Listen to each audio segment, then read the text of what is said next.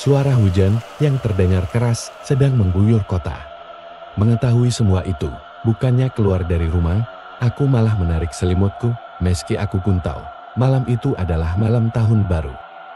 Pas banget ya, malam tahun baru, hujannya malah deras, gak bisa kemana-mana. Ucapku, dan pandanganku yang terus saja menonton acara televisi. Belum lama aku menonton acara televisi tersebut, tiba-tiba ponselku berdering nyaring menandakan jika saat itu ada seseorang yang sedang menghubungiku. Dan tanpa lama-lama lagi, aku pun seketika mengangkat telepon tersebut karena aku pun tahu. Waktu itu yang tertera di layar ponsel adalah nama dari Pak Puspo. Yang tidak lain dan tidak bukan adalah customer lamaku dari Banyuwangi. Aku dulu memang bekerja di bidang tour dan travel. Pak Puspo adalah salah satu customer aku dari daerah Banyuwangi. Setiap Pak Puspo hendak berkunjung ke Malang dan sekitarnya, beliau selalu menghubungiku.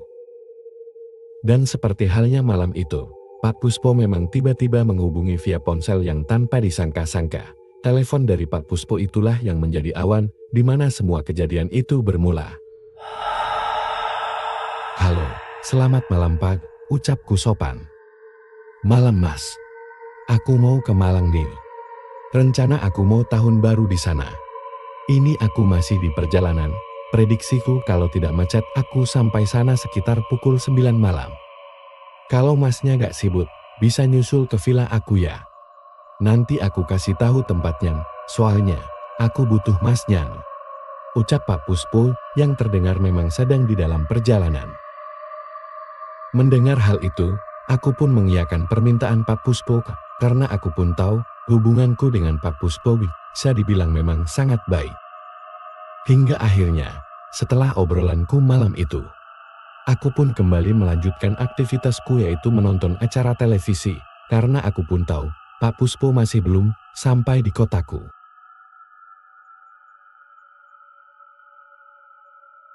Malam itu, Pak Puspo sudah sampai di villa yang sepertinya sudah dipesan sebelumnya. Namun anehnya, tidak seperti biasanya, jika setiap kunjungannya ke Malang, akulah yang menyiapkan villa dan yang lainnya. Malam itu Pak Puspo ternyata sudah mendapatkan villa yang aku pun tidak tahu beliau dapat informasi dari mana. Mas, aku sudah sampai di Malang. Habis ini, Mas bisa nyusul ke sini ya. Aku mau minta tolong belikan beberapa peralatan buat acara tahun baru keluarga aku. Tulis Pak Puspo dalam pesan teks yang waktu itu terlihat di layar ponselku. Baik Pak, Bapak di villa mana? Biar aku ke sana. Tanyaku sopan dengan melirik ke arah jam dinding yang sudah menunjukkan pukul 21.40 menit. Aku gak tahu Mas nama villa ini apa. Yang jelas villanya ada di dalam perumahan. Dari arah alun-alun Masnya lurus saja. Nanti ada pertigaan, Masnya belok, ikuti jalannya. Kalau sampai di area perumahannya, masuk saja. Cari villa lantai 2 yang berada tepat di samping mushola. Terang Pak Puspo.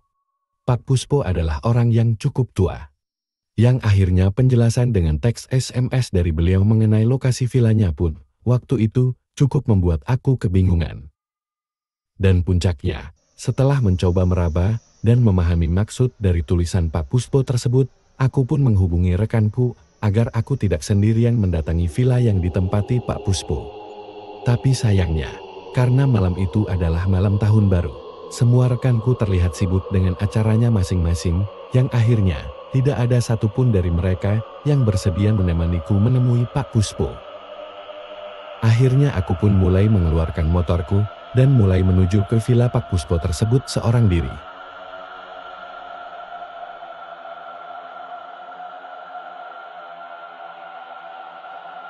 Sesuai arahan dari Pak Puspo sebelumnya, malam itu aku pun sampai di sebuah komplek perumahan yang terlihat cukup mewah dengan bangunan rumahnya yang terlihat sangat besar.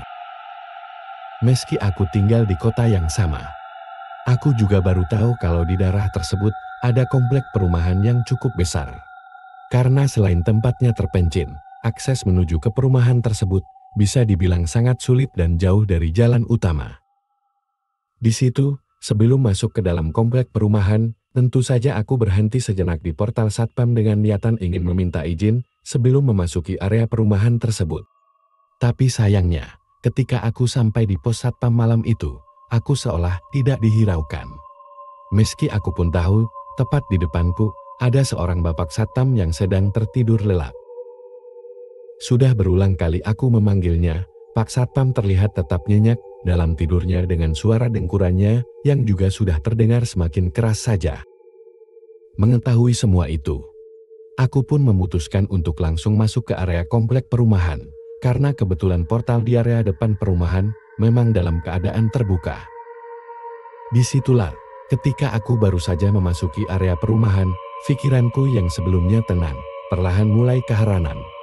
Karena malam itu, untuk pertama kalinya aku melihat sebuah komplek perumahan yang memiliki pemandangan yang sangat indah. Di daerah sini, ternyata ada perumahan sebesar ini. Pikirku terheran-heran dengan terus melanjutkan perjalananku yang saat itu sudah semakin jauh masuk ke dalam. Tapi sayangnya, meski memiliki pemandangan yang sangat indah, semakin aku masuk jauh ke dalam, pandanganku yang sebelumnya jelas, perlahan mulai terhalang. Karena kabut yang turun malam itu benar-benar sangat tebal. Karena aku tidak tahu seberapa jauh lagi, akhirnya aku memutuskan kembali menggunakan motorku namun dengan kecepatan yang rendah, agar tidak mengganggu penghuni yang ada di kompleks itu. Aku pun terus saja melanjutkan perjalananku mengitari komplek perumahan tersebut dengan sesekali pandanganku yang menoleh ke kanan dan ke kiri. Di situ, tentu saja aku pun mencari ciri-ciri villa yang sesuai dengan apa yang Pak Puspo katakan. Sebuah villa berlantai 2 dengan adanya mushola yang berdiri di sampingnya. Tapi anehnya, sudah beberapa kali aku memutari komplek perumahan tersebut, aku sama sekali tidak melihat adanya villa dengan ciri-ciri yang sudah disebutkan oleh Pak Puspo sebelumnya. Aku pun akhirnya berhenti di salah satu perempatan jalan di area komplek perumahan tersebut, dan dengan sigap, aku kemudian mencoba menghubungi Pak Puspo via telepon. Tapi sayangnya, sudah beberapa kali aku mencoba menghubungi, semuanya tidak berhasil karena sinyal ponselku yang tiba-tiba ada dan hilang dengan sendirinya. Dan dengan kondisi masih melamun di perempatan jalan, pandanganku tiba-tiba teralihkan dengan adanya wanita paruh baya dan seorang laki-laki yang terlihat sedang menari. Mereka berdua terlihat jelas di dalam salah satu rumah yang berada tepat tidak jauh dari tempatku berhenti. Dan tidak hanya itu, aku pun juga sempat mendengar suara alunan musik klasik. Yang jika didengar lagi, alunan musik tersebut seperti sebuah alunan musik Belanda yang aku tidak pernah mendengar sebelumnya. Pada saat itu, aku berpikir jika malam itu memang masih dalam momen menyambut tahun baru. Akhirnya aku pun menganggap jika semua itu adalah hal yang biasa. Pandanganku sesekali menatap layar konser dengan besar harapan Pak Puspo segera kembali menghubungiku. Saat sedang menunggu Pak Puspo untuk menghubungiku kembali, suasana kompleks itu bisa dibilang sangat ramai dengan adanya suara musik, suara anak kecil berlarian, hingga suara tawa orang yang terdengar riang. Tapi di situ, di area jalanan, aku tidak melihat apapun, yang ada hanya kabut tebal yang terus saja membatasi pandangan. Semuanya memang terdengar dan terlihat ramai, tapi di dalam rumah masing-masing. Hingga akhirnya, tidak lama setelah itu, aku tiba-tiba mendengar suara gemerincing lonceng kecil. Setelah kulihat dari kejauhan, ternyata nampak pedagang sate ayam yang terlihat sedang mendorong gerobaknya ke arahku. Mengetahui semua itu, aku pun sedikit lebih lega, karena aku berpikir, jika sampai nanti Pak Puspo belum menghubungiku, aku bisa bertanya kepada tukang sate tentang keberadaan mushola di area perumahan tersebut. Tapi sayangnya, setelah beberapa saat berjalan ke arahku, bukannya lurus dan sampai di tempatku berhenti, tukang sate tersebut malah terlihat berbelok ke arah pertigaan. Mengetahui semua itu, aku pun seketika menyalakan kendaraanku dan bergegas mengejar tukang sate tersebut. Aku berpikir, jika aku sampai kehilangan jejaknya, aku pasti akan kesulitan untuk bertanya.